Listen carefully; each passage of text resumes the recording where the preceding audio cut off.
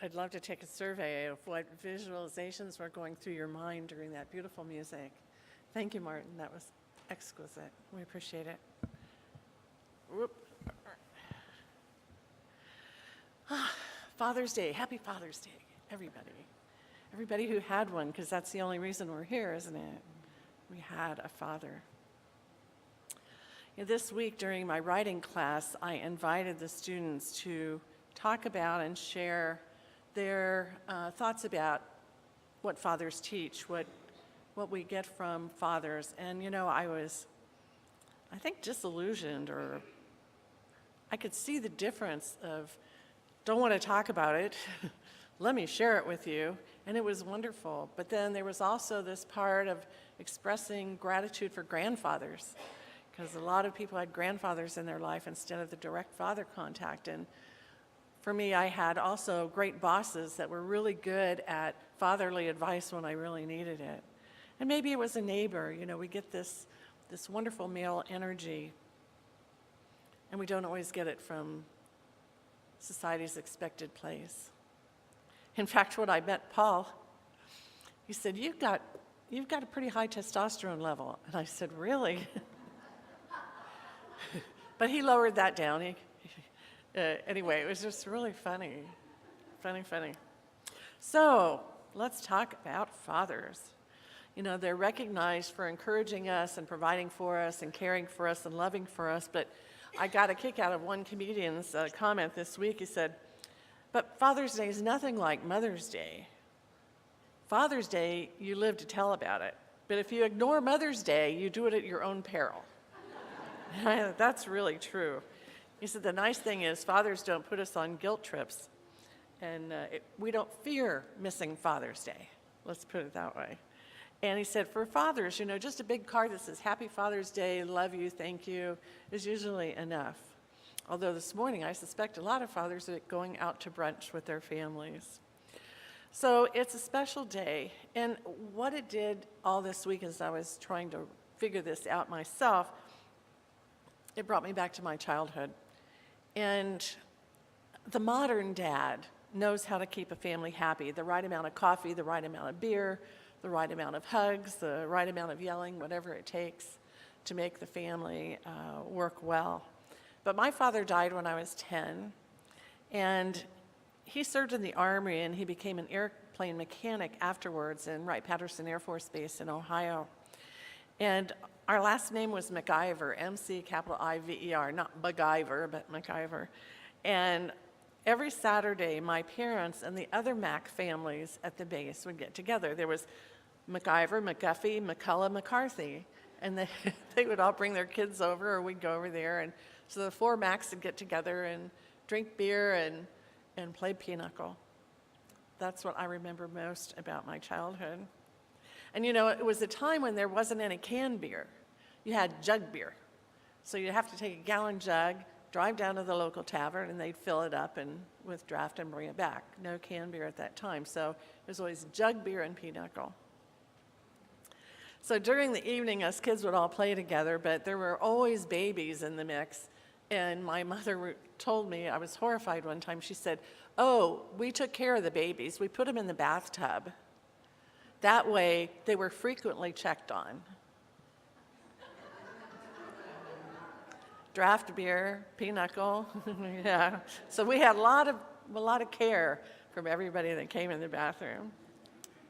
But I was horrified, actually, when she told me that. You got to be kidding me. But other than events at the local Air Force Base, the air shows, things like that, we visited my mom's parents. And there wasn't really what you would say good father parenting, bonding like you have now. Everybody wants to bond with their children, especially when they're first born. But here I am 6 decades later, and I'm talking about my parents, and no, they weren't what I would have wanted now, but they were mine. And they were still my parents, and from the soul's perspective, we choose our parents to help us evolve. And honestly, I look back and they did that beautifully, just beautifully. So I'm really grateful. I'm grateful for them and everyone who showered father energy on me. But But what is father energy? You know, my husband, Paul, grew up in Wisconsin, and his father left when he was a very young boy, and he was raised by his grandparents on a farm. And his father energy was his grandpa, a farmer, who had a lot of milk cows. And the most important thing Paul said Grandpa taught me was always tie up the tail before you start milking the cow. Otherwise, you're going to get swatted in the face. And so he had a lot of fun growing up learning the ways of the farmer. But perhaps the father figure in your life loved fishing or hiking or sports, basketball, maybe soccer. And so it's important to honor in you what you love about your father energy and how you give it.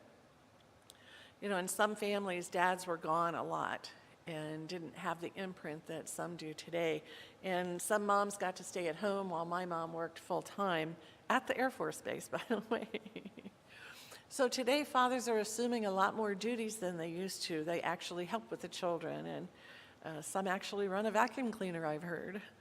So, but many fathers have had difficulty with heart-to-heart talks, especially with daughters. But they rely more on symbols, you know, going to a ball game together, just hanging out together.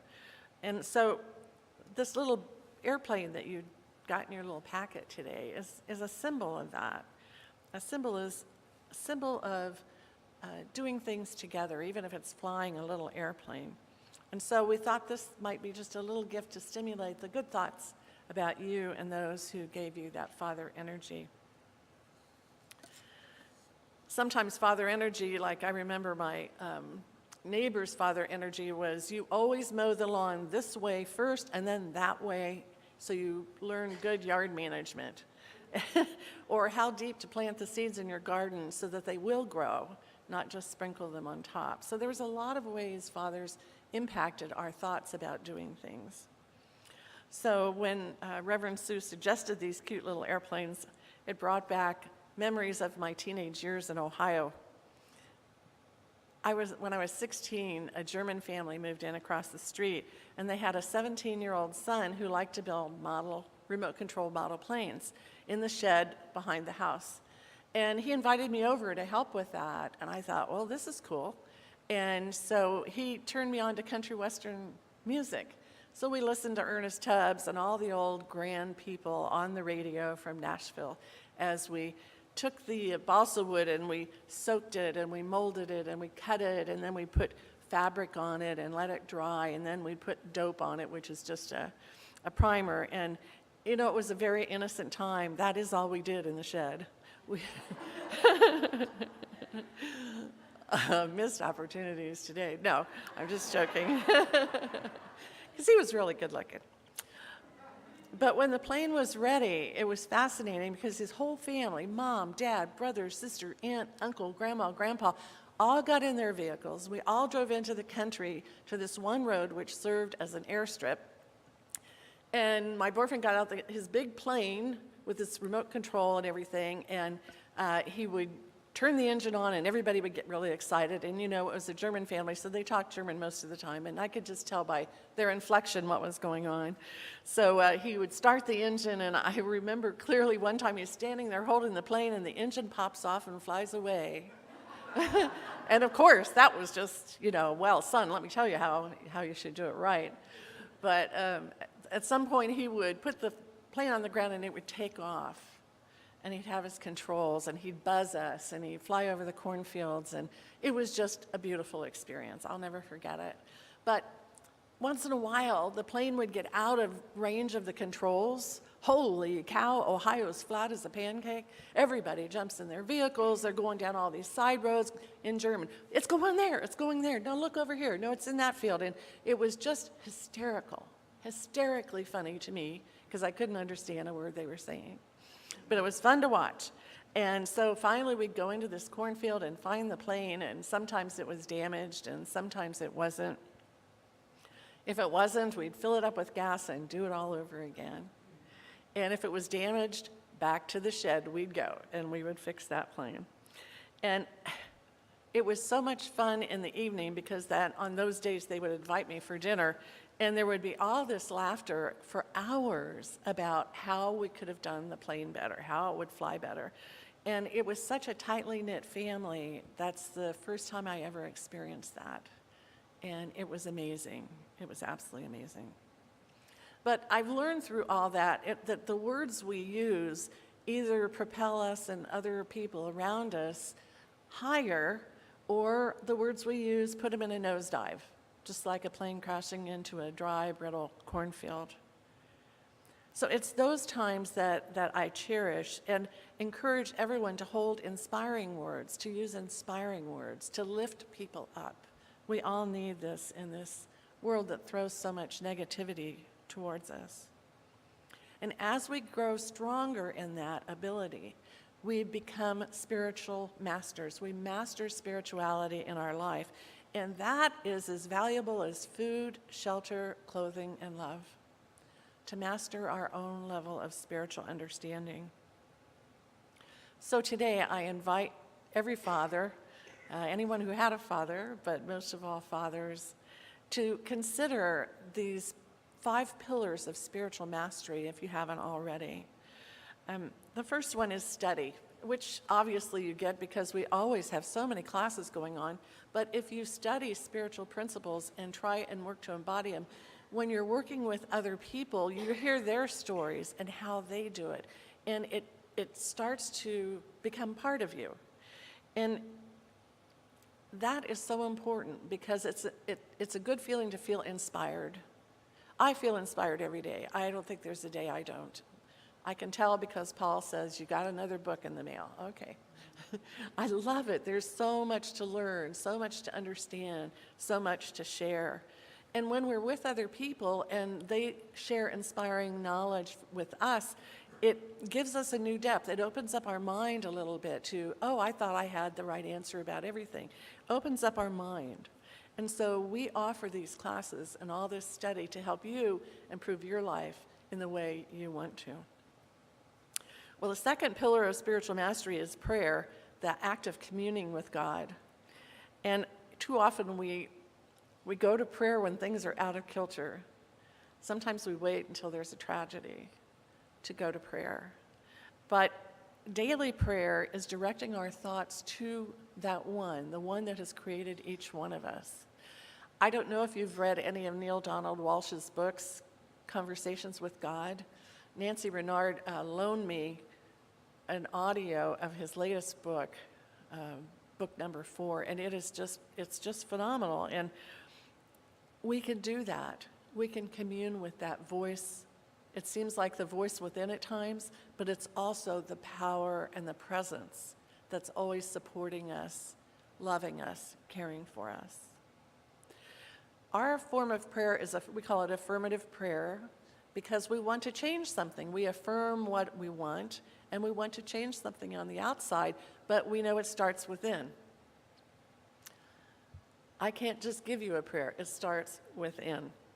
So it starts with our thoughts, with our beliefs, with our feelings on what we want our life to look like, how we want it to be. And how we want it to be becomes the purpose. That's step number 3 in our 5-step form of prayer. More about that in classes or any place you go around here. We're always praying. The third step is meditation, and that is listening. Just listening. You know, our thoughts seem so real, we can be fooled into thinking we really know the answer right now. But meditation encourages us to clear our mind, to surrender our thoughts of knowing it all, to really surrender it. And there's no goals in meditation, but there's an interesting thing that happens. We have emotional benefits of meditating, such as we gain new perspective on stressful situations. The mind is clear, we're very quiet. All of a sudden, out of left field, so to speak, comes this answer about a stressful situation, uninvited, but because we were open to hear it, it shows up. It's a beautiful way to help manage stress. And it increases our self-awareness because it keeps us in the present moment. We're here in the present moment, we're listening to what may come, we're just available to Spirit. It also increases our imagination, and I think that is probably one of the more fun things that happens in meditation, but it also increases tolerance and patience. That's when there's noise, and you're trying to meditate. It increases patience and tolerance. The fourth pillar is circulation. Now, this is a good one because there's a natural order of giving and receiving, up and down, yin, yang, in, out, breathing in, breathing out. It's circulation. It means that we don't resist our good, and when our good shows up, the most important thing is to say thank you. Just to say thank you when our good shows up. But what I learned yesterday is that gratitude can also be cause, because we talk about the law of cause and effect. That there is a cause, like I put something in mind, and then there's an effect that happens. Yesterday, I bought this new smartphone, and as Jillian knows, I don't turn it on very often because I don't know how to use it. But when I finally turned it on, I found there was a glitch in it, so we had to go to Verizon, and we were there 1.5 hours trying to get this little glitch fixed. Now, this clerk that was helping us, he was probably 26, 27 years old, very enthusiastic until he ended up talking to 7 different people at corporate headquarters how to fix this glitch. And he was just smiling and saying, thank you for your patience, and going through his hair. And he was really trying to be the best clerk he could be. And he kept apologizing and smiling. Well, we found ourselves doing deep breathing. It was easier for me than Paul. Paul's like, but anyway, we're doing deep breathing and we're smiling, and the clerk's repeating what he's hearing, and it's not working, and time goes by, and we got to go to the bathroom. There's no bathrooms there. Anyway, so we're smiling and we're deep breathing, and we get it all done. And he said, I'm just amazed how patient you guys were. This is amazing. And I looked at him and I said, you know what? I am so glad to be one of the people who stuck with you so that you could learn something new, and now you're going to be able to help other customers in a better way. And he's like, wow. So that was establishing new cause for him. And it felt really good when we walked out of there, even though we were hungry, had to go to the bathroom, all that stuff, but we felt good about it. We felt really good. So the next pillar is selfless service, and we call it seva, the act of service to the one. When we dedicate our actions to the divine, we understand we're part of that. We are part of that. And here's what the pillar says about selfless service. We don't move faster than the speed of love when we're doing seva. We don't move faster than the speed of love. And I'm never going to forget that. And it just brings me great joy when I can just slow down and do what I do with love and grace, and that is serving not only everyone who is here, walks in here, but it's serving God. So for all dads this morning, I do hope you can carve out some time today to fly your little plane. And I got instructions at halftime about how to do this correctly. I had it upside down and the wing on backwards, but that's all right. Because I encourage you to consider the 5 pillars of spiritual practice. You will reap the benefits, definitely, in no time at all. And I hope you enjoy your day today, thinking about your father and your grandfather, and all those people who offered you fatherly energy. They were doing it out of love. And so for that, we can be grateful. So happy Father's Day. Oh, well. Oh, the tail was probably crooked, wasn't it? Okay. Well, huh? back to the shed. Oh, yeah. Oh, my God. How funny is that? I ended up marrying that fellow 3 years later, and we were married 21 years. And then split, and now Paul and I have been together 25 years. So it was wonderful, just a great time. So let's do a prayer about the joy of Father in your life. Thank you, Judy.